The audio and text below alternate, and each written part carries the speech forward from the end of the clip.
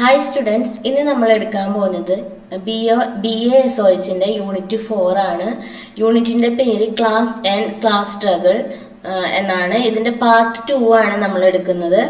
അപ്പം intensification of class conflict under capitalism തൊട്ട് sum up വരെയുള്ള ഭാഗങ്ങളാണ് ഈ പാർട്ട് 2-ൽ നമ്മൾ എടുക്കുന്നത്. നമുക്ക് നോക്കാം. Intensification of class conflict under capitalism, മുതലാളിത്തത്തിൽ വർഗ സംഘർഷത്തിന്റെ തീവ്രത, അത് നമുക്ക് നോക്കാം. മുതലാളിത്തത്തിന്റെ ഉൽപാദന ശക്തികളുടെ പ്രത്യേകതയാണ് വൻതോതിലുള്ള യന്ത്ര ഉൽപാദനം. കരകൗശല വർക്ക്ഷോപ്പുകളും നിർമ്മാതാക്കളുടെയും സ്ഥാനം വൻതോതിലുള്ള ഫാക്ടറികളും പ്ലാന്റുകളും ഖനികളും ഏറ്റെടുത്തു. കമ്മ്യൂണിസ്റ്റ് പാർട്ടിയുടെ മാനിഫെസ്റ്റോയിൽ മാർക്സും ആംഗിൾസും മുതലാളിത്ത ഉൽപാദന ശക്തികളെ വിവരിച്ചു. പ്രകൃതിയുടെ ശക്തികളെ മനുഷ്യന് കീഴ്പ്പെടുത്തൽ, യന്ത്രങ്ങൾ, വ്യവസായത്തിലും കൃഷിയിലും രസതന്ത്രത്തിന്റെ പ്രയോഗം, നീരാവി നാവിഗേഷൻ, റെയിൽവേ, ഇലക്ട്രിക് ടെലിഗ്രാഫുകൾ, കൃഷിക്കായി മുഴുവൻ ഭൂഖണ്ഡങ്ങളെയും വെട്ടിമാറ്റൽ, നദികളുടെ കനാലൈസേഷൻ, മുഴുവൻ ജനസംഖ്യയെയും ഭൂമിയിൽ നിന്ന് ഉരുത്തിരിഞ്ഞു. 1-2 നൂറ്റാണ്ടുകളിൽ ക്യാപിറ്റലിസം ഉൽപാദന ശക്തികളെ ഡെവലപ്പ് ചെയ്യുന്നതിൽ മനുഷ്യ ചരിത്രത്തിലെ മുൻ കാലഘട്ടങ്ങളിലെല്ലാം നേടിയതിനേക്കാൾ വളരെയധികം നേട്ടങ്ങൾ കൈവരിച്ചു എന്ന് തന്നെ നമുക്ക് പറയാനായിട്ട് കഴിയും. സ്വകാര്യ മുതലാളിത്ത ഉടമസ്ഥതയെ അടിസ്ഥാനമാക്കിയുള്ള മുതലാളിത്ത ഉൽപാദന ബന്ധങ്ങളാണ് ഉൽപാദന ശക്തികളുടെ ഈ ശക്തമായ വളർച്ചയെ സഹായിച്ചത്. മുതലാളിത്തത്തിൽ ഉൽപാദിപ്പിക്കുന്നവർ, തൊഴിലാളി വർഗം നിയമപരമായി സ്വതന്ത്രരാണ്. ഭൂമിയുമായോ ഏതെങ്കിലും പ്രത്യേക ഫാക്ടറിയുമായോ ബന്ധപ്പെട്ടിട്ടില്ല. ഏതൊരു മുതലാളിക്കും വേണ്ടി ജോലി ചെയ്യാൻ അവർക്ക് കഴിയുമെന്ന അർത്ഥത്തിൽ അവർ സ്വതന്ത്രരാണ്. പക്ഷേ അവർ മൊത്തത്തിൽ ബൂർഷ്വാ വർഗത്തിൽ നിന്ന് ഉൽപാദന മാർഗങ്ങളൊന്നുമില്ലാത്തതിനാൽ അവർ തങ്ങളുടെ അധ്വാന ശക്തി വിൽക്കാൻ നിർബന്ധിതരായി. അതുവഴി ചൂഷണത്തിന്റെ നുകത്തിൻ കീഴില് അവര് വരുന്നു. ഈ ചൂഷണം മൂലം താരതമ്യേന സ്വതന്ത്രരായ തൊഴിലാളികൾ തങ്ങളുടെ വർഗ താല്പര്യങ്ങളെ കുറിച്ച് ബോധവാന്മാരാകുകയും ഒരു തൊഴിലാളി വർഗ പ്രസ്ഥാനമായി സ്വയം സംഘടിപ്പിക്കുകയും ചെയ്തു. ഈ തൊഴിലാളി വർഗ പ്രസ്ഥാനം ബൂർഷ്വാ വർഗത്തിനെതിരായ പോരാട്ടം ശക്തമായി. മെച്ചപ്പെട്ട വേതനത്തിനും തൊഴിൽ സാഹചര്യങ്ങൾക്കും വേണ്ടിയുള്ള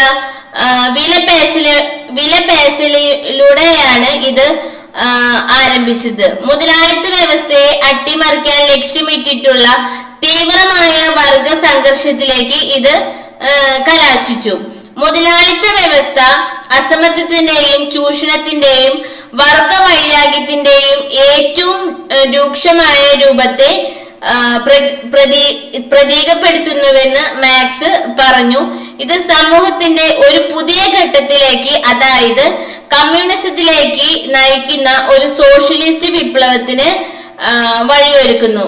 1917 മൂന്നാം മുതലാളിത്തത്തെ അട്ടിമറിക്കുന്നതിനുള്ള ഒരു തരം വിപ്ലവ പരിപാടിയെ സൂചിപ്പിക്കാൻ കമ്മ്യൂണിസം എന്ന പദം ഉപയോഗിച്ചു തുടങ്ങി. സോഷ്യലിസം എന്ന പദം ദീർഘകാല മാറ്റങ്ങളുടെ കൂടുതൽ സമാധാനപരവും ഭരണഘടനാപരവുമായ പ്രവർത്തനത്തെ സൂചിപ്പിക്കാൻ തുടങ്ങി എന്ന് തന്നെ നമുക്ക് പറയാം. അതേസമയം കമ്മ്യൂണിസം എന്നത് അക്രമാസക്തമായ മാറ്റങ്ങളുടെ രൂപങ്ങൾ ഉൾപ്പെടുന്ന വിപ്ലവകരമായ പ്രവർത്തനത്തെയാണ് സൂചിപ്പിക്കുന്നത്. ഇനി നമുക്ക് കമ്മ്യൂണിസം എന്താണെന്ന് നോക്കാം. 1830കളുടെ മധ്യത്തിൽ പാരീസിലെ രഹസ്യ വിപ്ലവ പാർട്ടികളിലെ അംഗങ്ങൾ കമ്മ്യൂണിസം എന്ന വാക്ക് ഉപയോഗിച്ചിരുന്നു. മുതലാളിത്ത സമൂഹത്തിലെ തൊഴിലാളി വർഗത്തിന്റെ രാഷ്ട്രീയ പ്രസ്ഥാനത്തെയാണ് ഇത് പരാമർശിച്ചത്. തൊഴിലാളി വർഗം അതിന്റെ പോരാട്ടത്തിന്റെ ഫലമായി സൃഷ്ടിക്കുന്ന സമൂഹത്തിന്റെ രൂപത്തെയും ഇത് പരാമർശിച്ചു. 19ാം നൂറ്റാണ്ടിന്റെ അവസാന പകുതിയിൽ തൊഴിലാളി വർഗ പ്രസ്ഥാനത്തെ വിവരിക്കാൻ സോഷ്യലിസം, കമ്മ്യൂണിസം എന്നീ രണ്ട് പദങ്ങളും പരസ്പരം മാറി മാറി ഉപയോഗിച്ചു. മാർക്സും ആംഗിൾസും ഈ പദങ്ങൾ സമാനമായ രീതിയിൽ യൂസ് ചെയ്തിട്ടുണ്ട്. കമ്മ്യൂണിസത്തെ ഒരു സമൂഹ രൂപമായി മാർക്സ് ചർച്ച ചെയ്തു. സാമ്പത്തിക ദാർശനിക കയ്യെഴുത്തു പത്രികകളിൽ അദ്ദേഹം ഇങ്ങനെ എഴുതിയിട്ടുണ്ട്: സ്വകാര്യ സ്വത്തിന്റെയും മനുഷ്യന്റെ സ്വയം അന്യവൽക്കരണത്തിന്റെയും ക്രിയാത്മകമായ ഉന്മൂലനമാണ് കമ്മ്യൂണിസം. അതുവഴി മനുഷ്യനിലൂടെയും മനുഷ്യനു വേണ്ടിയും മനുഷ്യ പ്രകൃതിയുടെ യഥാർത്ഥമായ ഉടമസ്ഥാവകാശം. ഇനി ക്ലാസ് സ്ട്രഗിൾ ആൻഡ് റെവല്യൂഷൻ, അതായത് ക്ലാസ് പോരാട്ടവും വിപ്ലവവും.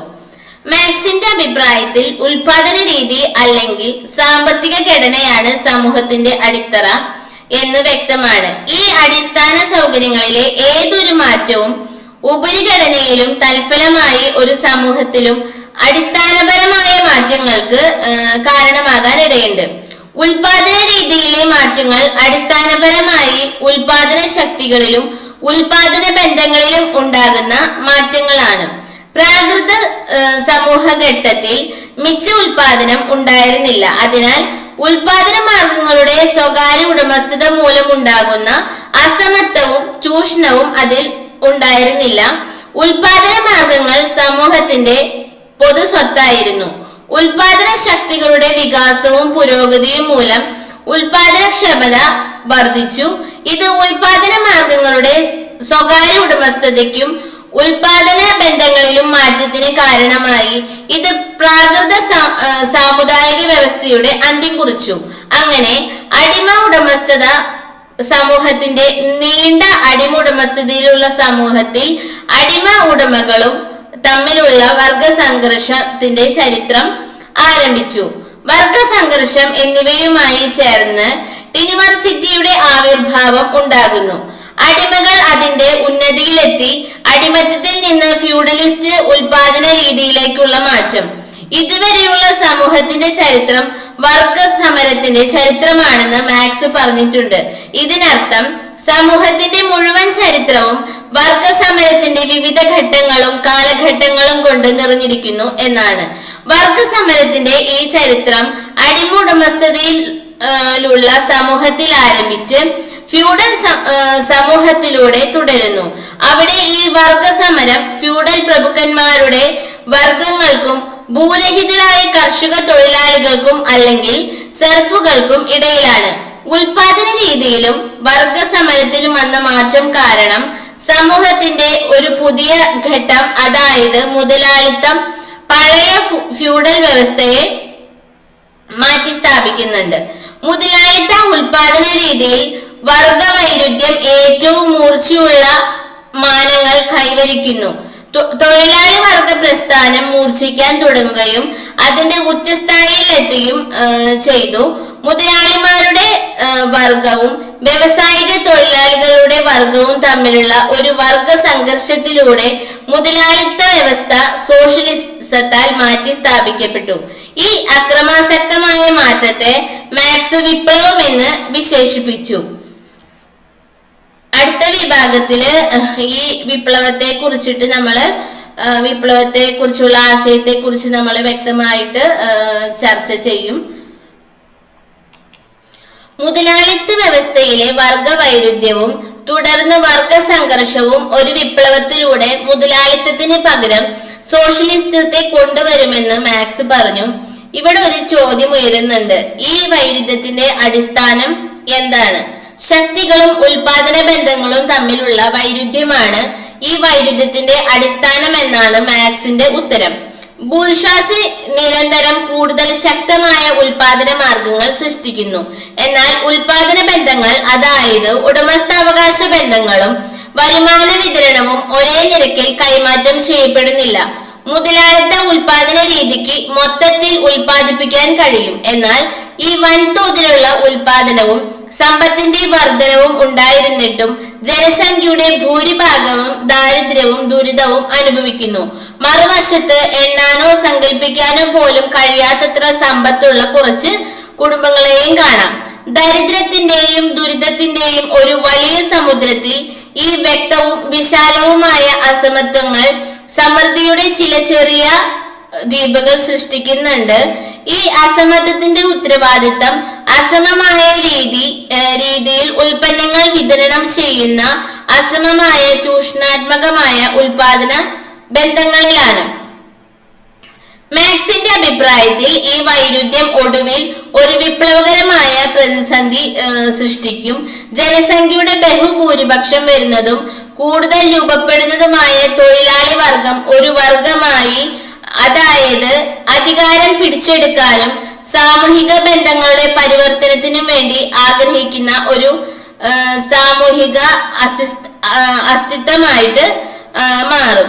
സമൂഹത്തിന്റെ പുരോഗതി എന്നാൽ ഒരു വർഗം മറ്റൊന്നിനുമേൽ തുടർച്ചയായി നേടുന്ന വിജയങ്ങളാണെന്ന് മാർക്സ് വാദിച്ചു. തൊഴിലാളി വർഗത്തിനു വേണ്ടി ഒരു വിജയം ആസൂത്രണം ചെയ്യുന്നതിനാണ് അദ്ദേഹം തന്റെ ജീവിതം സമർപ്പിച്ചത്. ഒരു തരത്തിൽ അദ്ദേഹം ഒരു കമാൻഡറായി ഒരു പ്രചാരണത്തിൽ ഏർപ്പെട്ടു. ശത്രുവിനെ പരാജയപ്പെടുത്തുക എന്ന ലക്ഷ്യത്തോടെ സമൂഹത്തിന്റെ ചരിത്രത്തെയും അതിന്റെ സംഘടനയെയും നിയന്ത്രിക്കുന്ന നിയമങ്ങളെയും കുറിച്ചുള്ള അറിവ് നേടുന്നതിൽ മാർക്സ് ഊന്നി പറഞ്ഞു. ദാസ് ക്യാപിറ്റൽ എന്ന അദ്ദേഹത്തിന്റെ മഹത്തായ കൃതി വർഗയുദ്ധത്തിനായുള്ള വാദങ്ങളിൽ മാർക്സ് ശ്രദ്ധ ചെലുത്തിയിട്ടില്ലെന്ന് വ്യക്തമാക്കുന്ന ഒരു വിശകലനം നൽകി. അത്തരം വാദങ്ങളുടെ ആവശ്യകതയെ അനാവശ്യമായ ഒരു ജോലിയായി അദ്ദേഹം കണക്കാക്കി. വൈകാരികതയെയും മാനുഷികതയെയും ആദർശവാദത്തോടും അദ്ദേഹത്തിന് സ്നേഹമില്ലായിരുന്നു. മുതലായവയോട് അദ്ദേഹത്തിന് സ്നേഹമൊന്നുമില്ലായിരുന്നു. എന്നാൽ എല്ലാ മുന്നണികളും വർഗ സംഘർഷത്തെ കുറിച്ച് അദ്ദേഹം സങ്കല്പിക്കുകയും ഒടുവിൽ വിജയം നേടുകയും വിജയിക്കുന്ന വർഗമാകുകയും ചെയ്യുന്ന ഒരു രാഷ്ട്രീയ പാർട്ടിയുടെ രൂപീകരണം അദ്ദേഹം നിർദ്ദേശിക്കുകയും ചെയ്തു.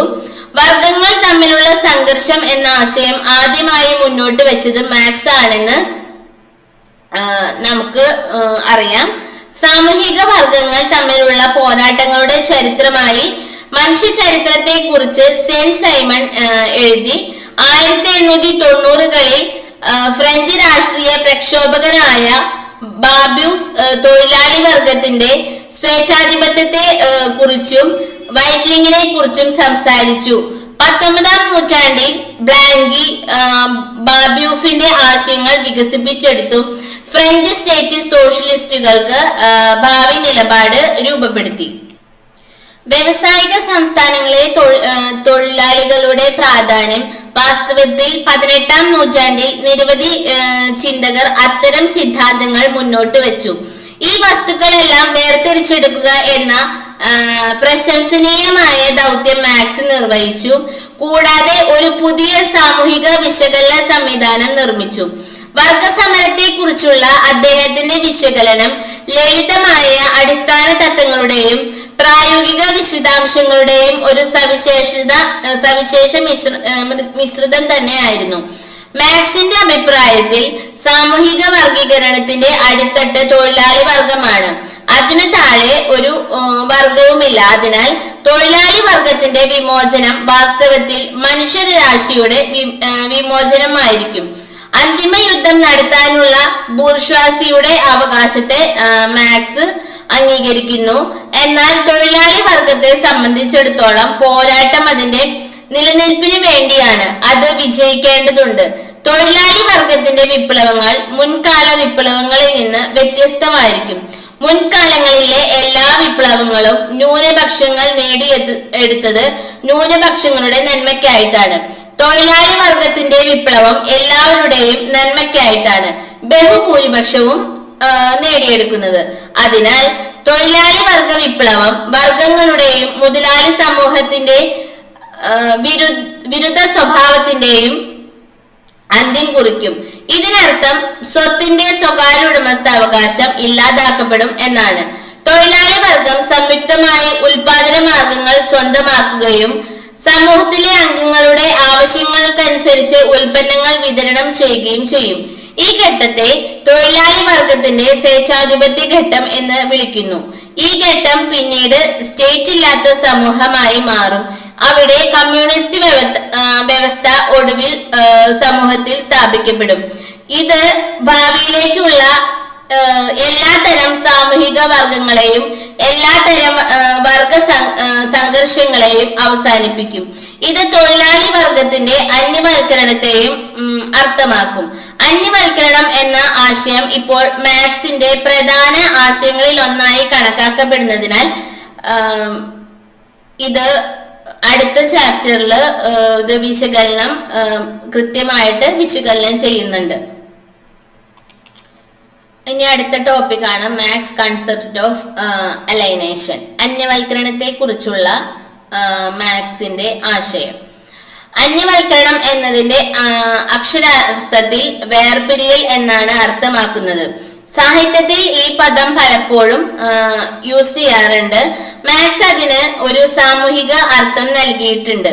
ഉൽപാദന മാർഗങ്ങളിൽ നിന്ന് ഉൽപാദകർ വേർപിരിയുകയും ജീവനുള്ള അധ്യായം ആധിപത്യം സ്ഥാപിക്കുകയും ചെയ്യുന്ന സമൂഹങ്ങളുടെ ഘടനയുമായി ബന്ധപ്പെട്ട ഒരു പ്രതിഭാസമായിട്ടാണ് മാർക്സ് അന്യവൽക്കരണത്തെ സങ്കല്പിച്ചത്.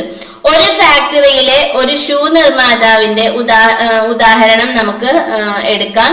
ഒരു ഷൂ നിർമ്മാതാവ് ഷൂസ് നിർമ്മിക്കുന്നു, പക്ഷെ അവ തനിക്കായി ഉപയോഗിക്കാനായിട്ട് കഴിയില്ല. അങ്ങനെ സൃഷ്ടി അവനിൽ നിന്ന് വേറിട്ടൊരു വസ്തുവായിട്ട് മാറുന്നു. അത് അതിന്റെ സൃഷ്ടാവിൽ നിന്ന് വേറിട്ട ഒരു അസ്തിത്വമായി മാറുന്നു. ചെരുപ്പുകൾ നിർമ്മിക്കുന്നത് ജോലി ചെയ്യാനും സൃഷ്ടിക്കാനുമുള്ള അവന്റെ പ്രേരണയെ മാത്രം തൃപ്തിപ്പെടുത്തുന്നത് കൊണ്ടല്ല അവൻ ചെരുപ്പുകൾ നിർമ്മിക്കുന്നത്. അവൻ അങ്ങനെ ചെയ്യുന്നത് ഒരു ഉപജീവന മാർഗം കണ്ടെത്താൻ വേണ്ടിയിട്ടാണ്.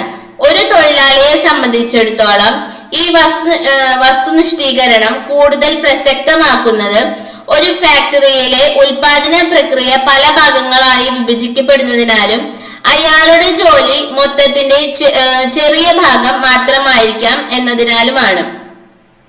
മൊത്തത്തിൽ നിന്ന് ഒരു ഭാഗം മാത്രമേ അയാൾ ഉൽപ്പാദിക്കപ്പെടുന്നുള്ളൂ എന്നതിനാൽ അയാളുടെ ജോലി യാന്ത്രികമാണ്. അതിനാൽ അയാൾക്ക് ഒരു സർഗാത്മകത നഷ്ടപ്പെടുന്നു. ചരക്കുകളുടെയും പണത്തിന്റെയും ഫെറ്റിഷിസം എന്ന തലക്കെട്ടിൽ മൂലധനത്തിൽ ഈ ആശയത്തിന്റെ ഒരു വ്യവസ്ഥാപിത വിശദീകരണം കാണുന്നുണ്ട്. എന്നാൽ ഈ സങ്കല്പത്തിന്റെ നൈതിക ബീജം 1844 തന്നെ കണ്ടെത്താനായിട്ട് കഴിയും. മാർക്സ് രാഷ്ട്രത്തെയും പണത്തെയും അസന്നിഗ്ധമായി നിരസിക്കുകയും അപലപിക്കുകയും ചെയ്തു. സമൂഹത്തെ മൊത്തത്തിൽ വിമോചിപ്പിക്കുന്ന ചരിത്രപരമായ ദൗത്യം തൊഴിലാളി വർഗത്തിന് മുന്നിൽ നിക്ഷേപിച്ചു. മാർക്സിന്റെ അർത്ഥത്തിൽ അന്യവൽക്കരണം എന്നത് ഒരു വ്യക്തി, ഒരു ഗ്രൂപ്പ്, ഒരു സ്ഥാപനം അല്ലെങ്കിൽ ഒരു സമൂഹം അന്യമാകുന്ന ഒരു പ്രവർത്തനമായിട്ടാണ്. സ്വന്തം പ്രവർത്തനത്തിന്റെ ഫലങ്ങളിലേക്കോ ഉൽപ്പന്നങ്ങളിലേക്കോ കൂടാതെ പ്രവർത്തനങ്ങളിലേക്കോ അല്ലെങ്കിൽ അതിജീവിക്കുന്ന സ്വഭാവത്തിലേക്ക് അല്ലെങ്കിൽ മനുഷ്യർക്ക് കൂടാതെ ഏതെങ്കിലും അല്ലെങ്കിൽ എല്ലാത്തിലൂടെയും തന്നിലേക്ക് തന്നെ. അന്യവൽക്കരണം എപ്പോഴും സ്വയം അന്യവൽക്കരണമാണ്. അതായത് സ്വന്തം പ്രവർത്തനത്തിലൂടെ സ്വയം അന്യവൽക്കരിക്കപ്പെടുന്നതാണ്. ഗാജോ പ്രെട്ടോവിച്ചിനെ ഉദ്ധരിച്ച് നമുക്ക് ഇങ്ങനെ കാണാനായിട്ട് കഴിയും. സ്വയം അന്യവൽക്കരണത്തിന്റെ രൂപങ്ങളിൽ നിന്ന് മാത്രമല്ല, അന്യവൽക്കരണത്തിന്റെ സത്തയും അടിസ്ഥാന ഘടനയുമാണ്. ഇത് വെറും ഒരു വിവരണാത്മക ആശയമല്ല, ലോകത്തിന്റെ വിപ്ലവകരമായ മാറ്റത്തിനുള്ള ഒരു അഭ്യർത്ഥനയോ ആഹ്വാനമോ കൂടിയാണ്. അന്യവൽക്കരണത്തെ കുറിച്ചുള്ള വിമർശനം മാത്രമായിരുന്നില്ല മാർക്സിന്റെ ലക്ഷ്യം. ഒരു സമൂല വിപ്ലവത്തിലേക്കുള്ള പാത തുറക്കുകയും സ്വാതന്ത്ര്യത്തിലേക്കുള്ള അല്ലെങ്കിൽ സ്വന്തത്തിലേക്കുള്ള തിരിച്ചുവരവിന്റെ ഒരു പുനഃസംയോജനം ആയിരുന്നു. സ്വയം അന്യവൽക്കരണത്തിന്റെ അസാധുവാക്കൽ എന്ന് മനസ്സിലാക്കപ്പെടുന്ന കമ്മ്യൂണിസം കൈവരിക്കുകയും ചെയ്യുക എന്നതായിരുന്നു അദ്ദേഹത്തിന്റെ ലക്ഷ്യം. സ്വകാര്യ സ്വത്ത് നിർത്തലാക്കുന്നത് സാമ്പത്തികവും സാമൂഹികവുമായ ജീവിതത്തിന്റെ അന്യവൽക്കരണം സാധ്യമാക്കില്ല. സ്വകാര്യ സ്വത്ത് സംസ്ഥാന സ്വത്താക്കി മാറ്റുന്നതിലൂടെ തൊഴിലാളിയിലൂടെയോ നിർമ്മാതാവിന്റെയോ ഈ അവസ്ഥ മാറുന്നില്ല. മുതലാളിത്ത ഉൽപാദനത്തിന്റെ ചില തരത്തിലുള്ള അന്യവൽക്കരണത്തിന്റെ വേരുകൾ ഉൽപാദന മാർഗങ്ങളുടെ സ്വഭാവത്തിലും സാമൂഹിക അധ്വാനത്തിന്റെ അനുബന്ധ വിഭജനത്തിലുമാണ്. അതിനാൽ ഉൽപാദന മാനേജ്മെന്റിന്റെ രൂപത്തിൽ മാറ്റം വരുന്നതിലൂടെ അവ ഇല്ലാതാക്കാനായിട്ട് കഴിയില്ല. സാമൂഹിക ജീവിതത്തിലെ ഒരു ശാശ്വത വസ്തുതയായിരിക്കുന്നതിനു പകരം സമൂഹത്തെ പരസ്പരാശ്രിതവും വൈരുദ്ധ്യാത്മകവുമായ മേഖലകളാക്കി വിഭജിക്കുന്നുണ്ട്. സാമ്പത്തിക മേഖലയുടെയും ആധിപത്യവും മാർക്സിന്റെ അഭിപ്രായത്തിൽ സ്വയം അന്യവൽക്കരിക്കപ്പെട്ട ഒരു സമൂഹത്തിന്റെ സവിശേഷതകളാണ്. അതിനാൽ വ്യത്യസ്ത മനുഷ്യ പ്രവർത്തനങ്ങൾ പരസ്പരം അകറ്റുന്നത് ഇല്ലാതാക്കാതെ സമൂഹത്തിന്റെ അകൽച്ച അസാധ്യമാണ്. മാർക്സിൻ അർത്ഥത്തിൽ അന്യവൽക്കരണത്തെ മറികടക്കാൻ കഴിയില്ല. സമ്പദ് വ്യവസ്ഥയുടെ പുനഃസംഘടനയിലൂടെ അത്തരം പരിപാടി എത്ര തീവ്രമാണെങ്കിലും അത് മറികടക്കാനായിട്ട് കഴിയില്ല എന്നാണ് മാർക്സിന്റെ അർത്ഥത്തിൽ ഇത് പറയുന്നത്. സമൂഹത്തിന്റെയും വ്യക്തിയുടെയും അന്യവൽക്കരണം അവിഭാജ്യമായി ബന്ധപ്പെട്ടിരിക്കുന്നു. അതിനാൽ ഒന്നിന്റെയും അന്യവൽക്കരണം മറ്റൊന്നില്ലാതെ നടപ്പിലാക്കാൻ കഴിയില്ല, അല്ലെങ്കിൽ ഒന്നിനെ മറ്റൊന്നിലേക്ക് ചുരുക്കാനും കഴിയില്ല. മാർക്സിന്റെ ചിന്തയിലെ വിശകലനത്തിനുള്ള ഒരു പ്രധാന ഉപകരണമാണ് അന്യവൽക്കരണം എന്ന ആശയം. മാർക്സിന്റെ അഭിപ്രായത്തിൽ ഇതുവരെ ഒരാൾ എപ്പോഴും സ്വയം അന്യവൽക്കരിക്കപ്പെട്ടിരുന്നു. പുരുഷ ഉൽപാദന ബന്ധങ്ങൾ അന്യവൽക്കരണത്തിന് കാരണമാകുന്ന സാമൂഹിക ഉൽപാദന പ്രക്രിയയുടെ അവസാനത്തെ വിരുദ്ധ രൂപമാണ്. അതേസമയം പുരുഷ സമൂഹത്തിന്റെ ഗർഭപാത്രത്തിൽ വികസിക്കുന്ന ഉൽപാദന ശക്തികൾ ആ വൈരാഗ്യത്തിന്റെയും അന്യവൽക്കരണത്തിന്റെയും പരിഹാരത്തിനുള്ള ഭൗതിക സാഹചര്യങ്ങൾ സൃഷ്ടിക്കുന്നു. അതിനാൽ ഈ സാമൂഹിക രൂപീകരണം മനുഷ്യ സമൂഹത്തിന്റെ ചരിത്രാതീത ഘട്ടത്തിന്റെ അവസാന അധ്യായമാണ്. ഈ ഒരു കുറച്ച് പോയിന്റ്സ് ആണ് അതില് വരുന്നത്. ഇനി നമുക്ക് സമ്മപ്പിലേക്ക് പോകാം. ഈ യൂണിറ്റിന്റെ സമ്മപ്പിലേക്ക് പോകാം. ഈ യൂണിറ്റിൽ കാറൽ മാർക്സ് നൽകിയ സമൂഹത്തിന്റെ വികസന ചരിത്രത്തിലെ വർഗ സംഘർഷം എന്ന ആശയത്തെ കുറിച്ചിട്ട് നമ്മൾ ചർച്ച ചെയ്തു. ഉൽപാദന മാർഗങ്ങളുമായുള്ള ആളുകളുടെ ബന്ധത്തിന്റെയും അവരുടെ വർഗബോധത്തിന്റെയും അടിസ്ഥാനത്തിലാണ് അദ്ദേഹം വർഗത്തെ നിർവചിച്ചതെന്ന് നമ്മൾ കണ്ടു. മാർക്സിയൻ പദങ്ങളിൽ ഇതുവരെയുള്ള സമൂഹത്തിന്റെ ചരിത്രം വർഗസമരത്തിന്റെ ചരിത്രമാണ്. ഇതിന് അർത്ഥം മനുഷ്യ ചരിത്രത്തിൽ സാമൂഹിക അസമത്വവും ചൂഷണവും ആരംഭിച്ചതു മുതൽ, അതായത് അടിമസ്ഥ വ്യവസ്ഥയിൽ നിന്ന് ആരംഭിച്ച് സമൂഹം പരസ്പരം പോരടിക്കുന്ന സമ്പന്നരുടെയും ഇല്ലാത്തവരുടെയും വർഗങ്ങളായി വിഭജിക്കപ്പെട്ടിട്ടുണ്ട് എന്നാണ്. തുടർച്ചയായ ഈ വർഗ സംഘർഷവും ഉൽപാദന രീതിയിലെ മാറ്റവും സമൂഹത്തിന്റെ ഘട്ടങ്ങളിൽ അടിമത്തത്തിൽ അന്തിമ സാമൂഹിക വിപ്ലവം മുതലാളിത്ത വ്യവസ്ഥയെ കമ്മ്യൂണിസ്റ്റ് വ്യവസ്ഥയാക്കി മാറ്റുമെന്നാണ് നമുക്ക് കാണാനായിട്ട് സാധിച്ചത്. അവിടെ ഇനി വർഗങ്ങളും സാമൂഹിക അസമത്വവും വർഗ സംഘർഷവും ഉണ്ടാകില്ല. മറ്റൊരു വിധത്തിൽ പറഞ്ഞാൽ തൊഴിലാളി വർഗത്തിന്റെ അന്യവൽക്കരണം ഉണ്ടാകും. അപ്പോൾ ഈ ചാപ്റ്റർ അവസാനിച്ചു. Thank you.